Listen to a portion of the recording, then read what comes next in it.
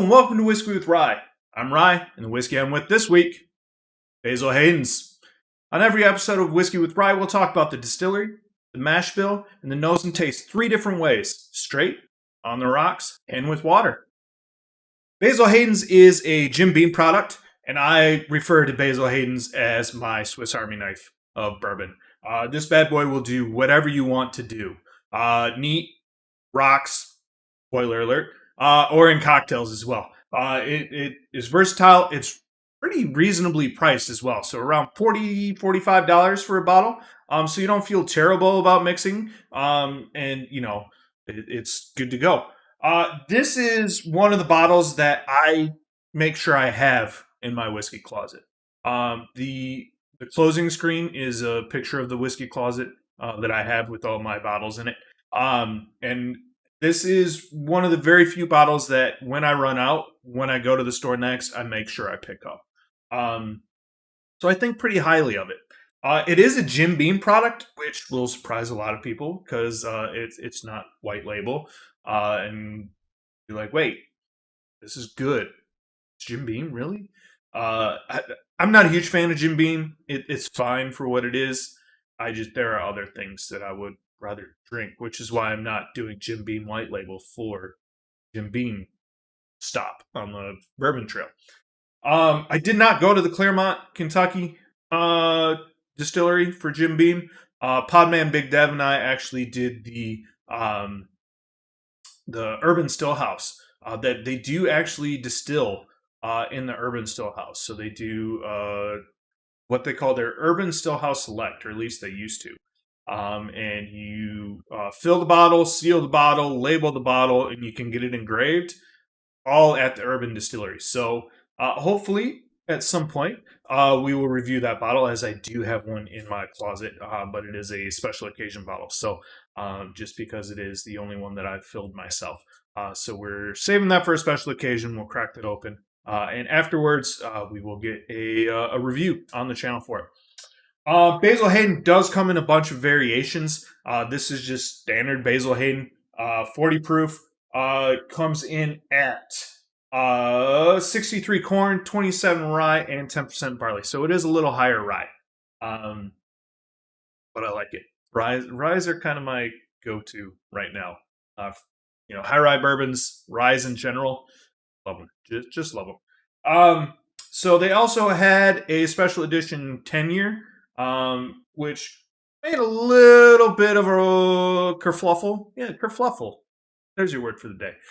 Because this is actually 8-year-old bourbon for $40 to $45. Pretty good. Pretty good. It doesn't have an age statement, but it's just out there that's what it is. Also, this is they use a level 4 char on their barrels, which is a little bit of a heavier char. So the wood's going to have a little more impact, but also give you some of those sweeter notes that you can pull from the wood. And we'll talk about char at a later episode, I think. But this is a level 4 char, which is just kind of cool to know. They do have ryes, dark rye, that is mixed with port. So that's out there. That's a permanent option, or selection that's available. And then they do special editions, 2x2 rye. They did a 10-year rye, I think, is coming out. The Caribbean cask finish, which was really good. If you like rum and you can find the Basil Hayden Caribbean blue label, it has a blue paper label. Go get it. Trust me, just go get it. You'll enjoy it. Basil Hayden is also pretty well known for its label. This is actually a strip of wood and actual metal fiddly bits, as one channel I like to watch refers it to. So unique. It pops off the shelf, which for a lot of people is what they're looking for. If the bottle looks cool, the stuff inside must be good. And as I've kind of already mentioned, spoiler alerts, I agree, the stuff inside is good. So as always, we're gonna jump into the nose. So let me pour. I did prep the cork a little bit before I got started, because this bad mamma jamma did not want to come out. So I actually had to use my pocket knife to kind of pry it to get started. So you will notice that the Glencairn has exploded in size. This is a Glen Canyon. My Glen Canyons were dirty. It's essentially the same idea. It's just bigger. Oh, there you go. Which means don't pour as much as you normally would in a Glencairn, Ryan. Let's not do that. So that was my neat pour, and of course the rocks pour, and we are going to jump into it. So like I said, it's only 80 proof, so basement of what you can do. That cork in there to never be out again. Bottle is set. We will jump into the nose. So immediately on the nose, that rye is present. I'm getting a lot of like strong black pepper, freshly cracked black pepper, which is one of my favorite things out there. And behind that, there's almost like a white grape juice smell. Can't tell if it's apple, pear, or white grape, but there's a fruit sweetness, like a fruit juice sweetness on the back there.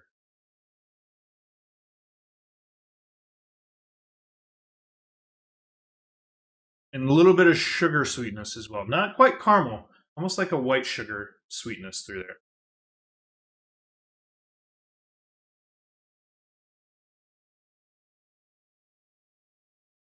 Yeah, it's almost like pear. Maybe with a hint of banana? So it's kind of like a fruit salad going on in here, which is fun. And the wood's there. Maybe a hint of cherry. Yeah, the cherry's showing up a little bit more now.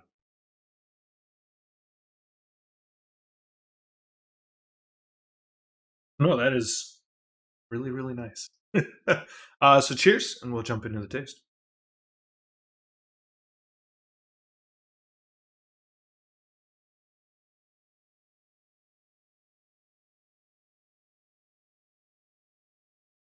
So first hit is really pepper.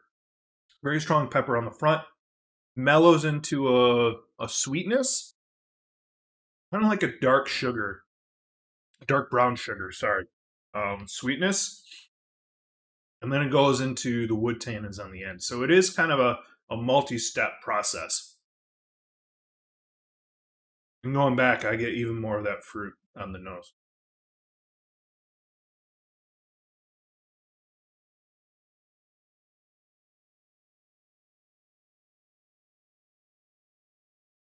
Second taste, it really mellows on the wood, uh, wood spice. The pepper is kind of there, but the sweetness comes through more, like that dark brown sugar. It's not caramel, it's not white sugar, it's not butterscotch. It's like a almost molasses sweetness.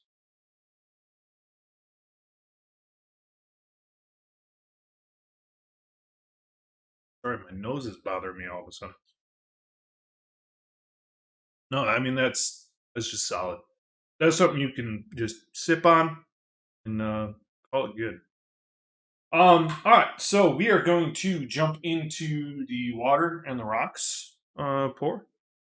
So, because it is so low, just a drop or two of water because it's already really proofed down. So you don't want to proof it down too far and then just have the whiskey disappear. As always, handy dandy Yeti.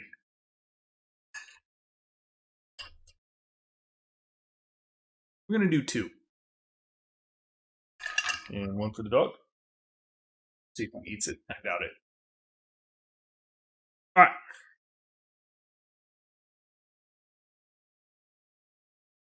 jumping in the water.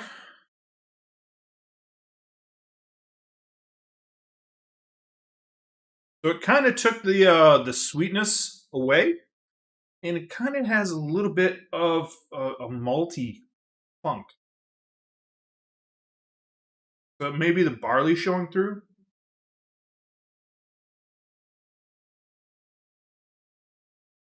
And there's almost like a chocolate orange on the back end of the nose. So it has changed dramatically, but it's still nice. It's still a really nice nose. Jump into the taste.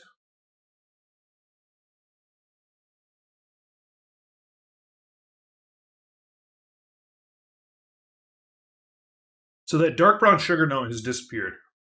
Um, really, the wood spice is shining through. A little bit of a citrus note that I'm getting on the kind of the sides.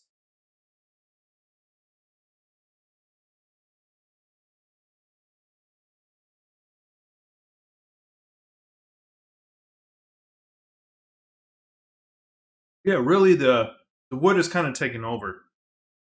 But there are a couple different aspects to the wood. There's like a spice, and then the tannins to kind of dry it out. And something else there that I just can't place.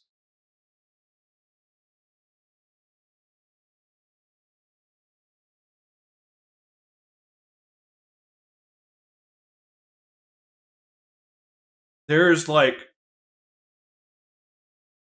the crust on a creme brulee, the bruleed sugar, the burnt sugar on top, the darker spots, like where they left the torch just a little too long.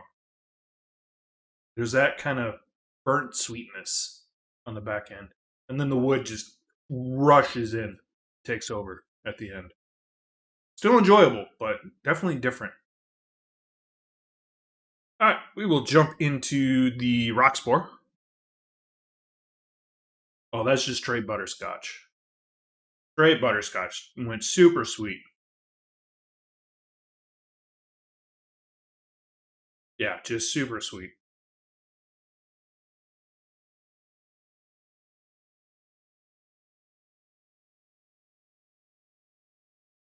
Rush of sweetness at the front, disappears, and then the wood kind of comes through right at the end.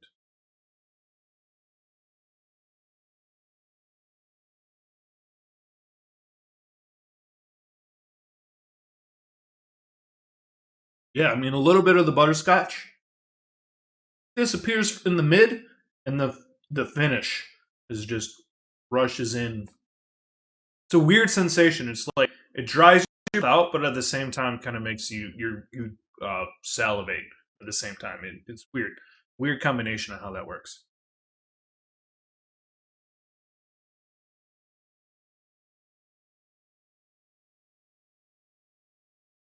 Personally, I definitely enjoy the neat pour the most, but then probably the rocks and then the water. So yeah, so that has been Basil Hayden, Basil Hayden's, I guess I should say. Um, if you don't already, please make sure you subscribe, like, leave a comment. Helps us kind of grow so we can do some new things and different things that I want to do in the future. And until next time, cheers.